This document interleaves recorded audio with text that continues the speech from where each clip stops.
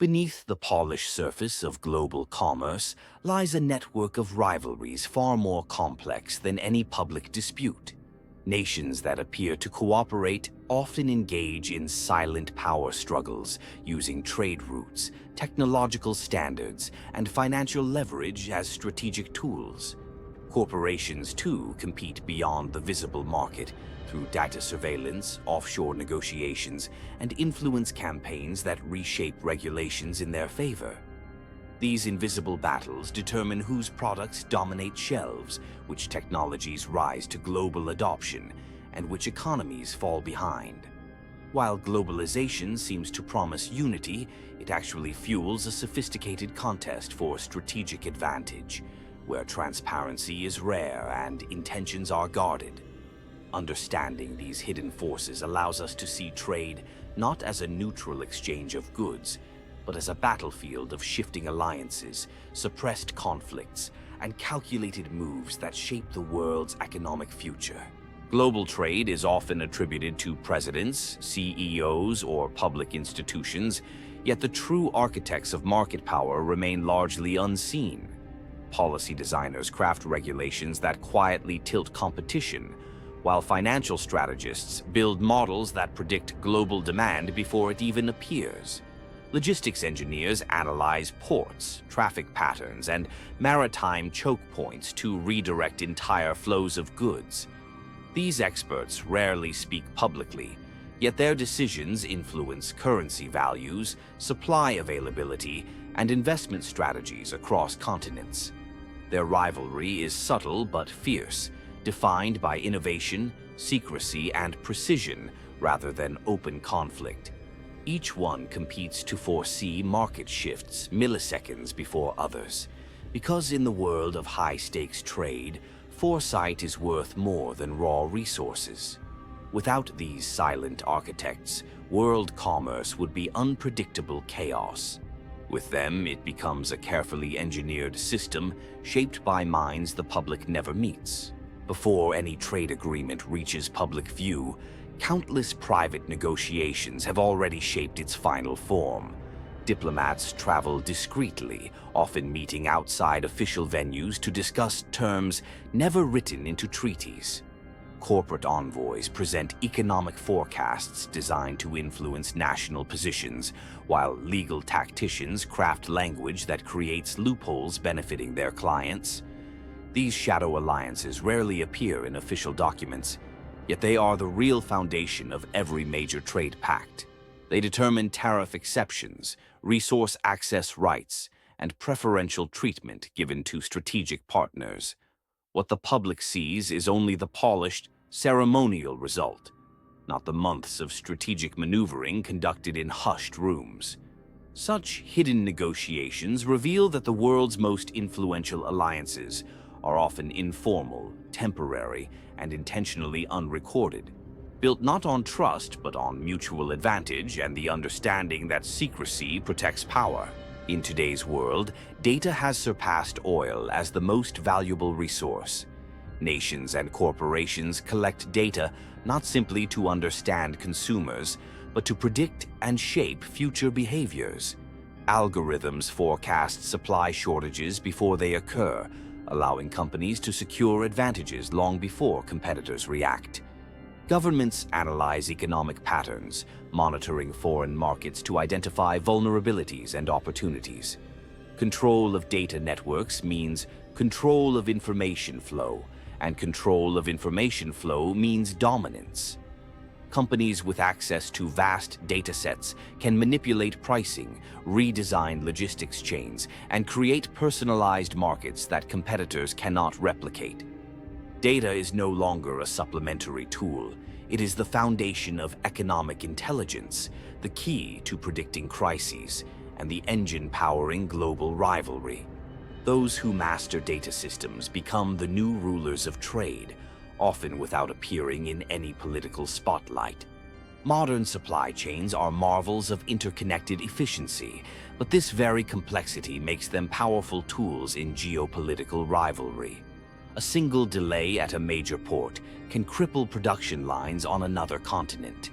Nations use their control over shipping lanes, rare mineral mines, and manufacturing hubs to exert influence on rivals.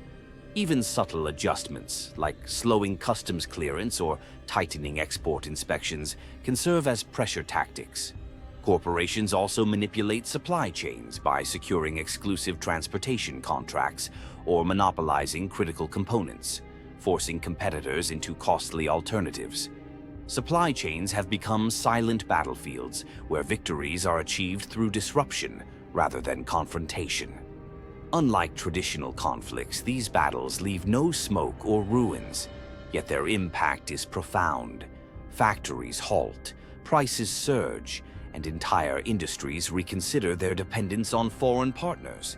In this era, logistics is not merely transportation, it's strategy. The influence of multinational corporations often rivals that of sovereign nations. Their global presence allows them to negotiate terms, set market expectations, and pressure governments into favorable policy decisions. Behind boardroom doors, executives make choices that reshape labor markets, redirect supply routes, and accelerate technological adoption. Many corporations maintain private intelligence networks to monitor political risks and competitor strategies. Their power emerges not through elections but through economic necessity. Countries depend on them for jobs, revenue, and innovation.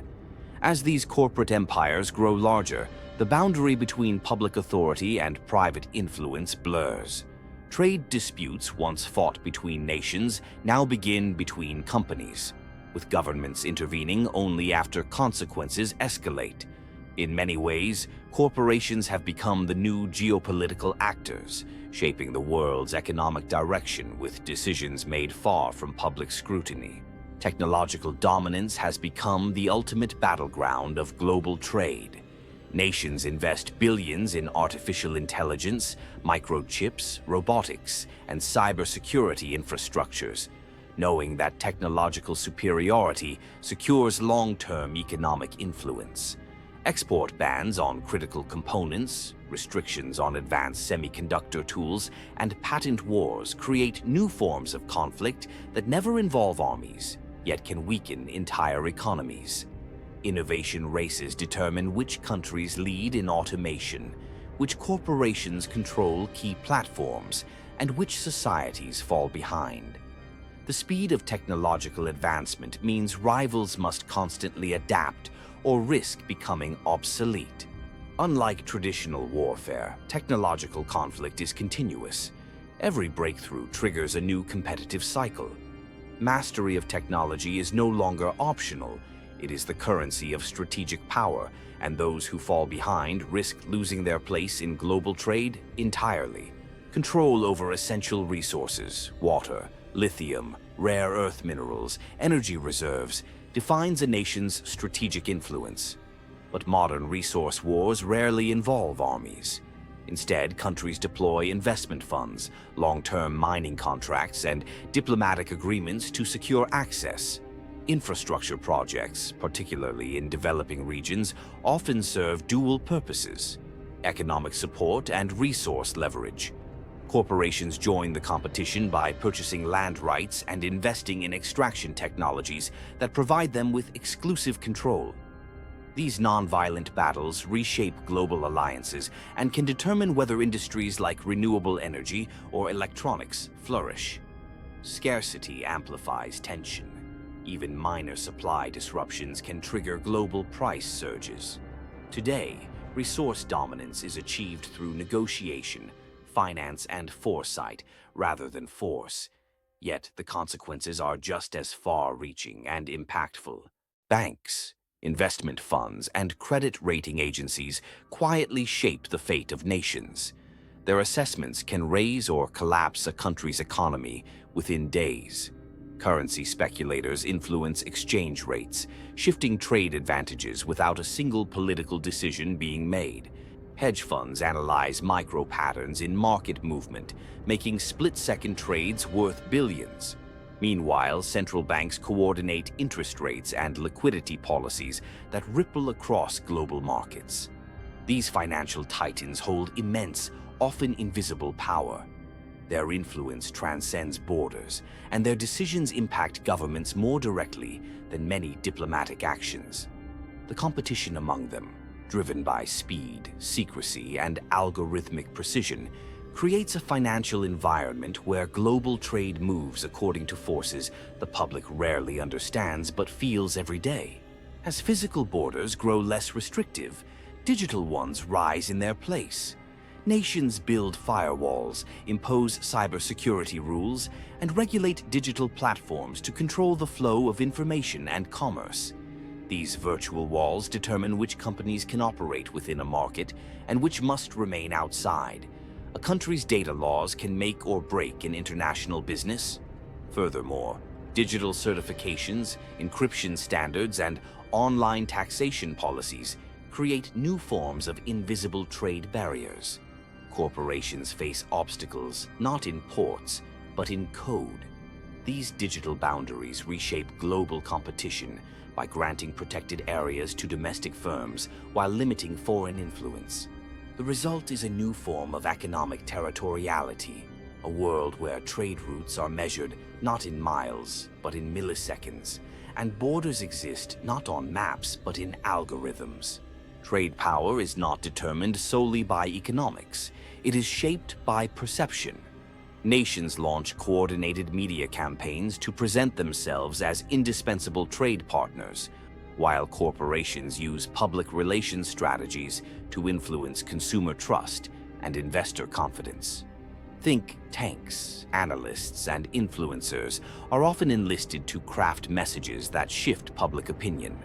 Leaks, reports, and carefully timed announcements can pressure rivals or redirect negotiations. In many cases, narrative control determines whether a trade policy is accepted, whether a corporation is trusted, or whether a strategy succeeds. This battle for influence is subtle but powerful, taking place across news networks, social platforms, academic institutions, and diplomatic spheres. Whoever controls the narrative controls the momentum of global trade itself.